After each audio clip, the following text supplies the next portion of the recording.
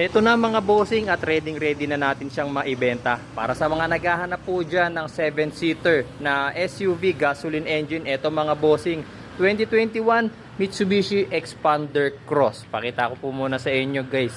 Na-test drive na rin natin yan, tapos nakapag PMS na rin, and also napadetailing na po natin yan. Pakita muna natin dito sa loob.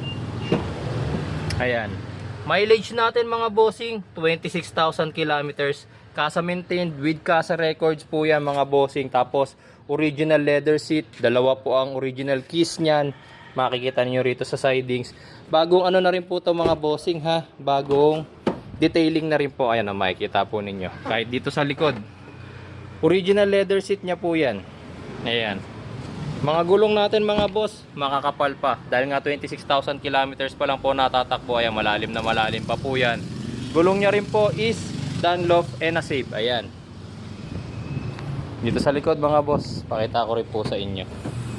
7-seaters. Ayan, Expander Cross. Ito po yung top of the line ng Mitsubishi Expander. Wednesday coding nga po pala. Ayan. Issues, syempre. Honest issue tayo mga boss. Ito, unang-unang honest issue, kaka-pay off lang po nito sa BDO. So yung papers po nito is to follow. 15 days po ang binigay sa akin ni BDO para po sa release ng documents yan, kasi kaka-pay off lang po. Tapos next issue, ito mga boss, scratch lang po dito sa ating bumper. So plastic naman po yan. Yan lang po yung scratch nya, tsaka to. Ayan po. Tsaka meron po siyang paint chip na maliit dito.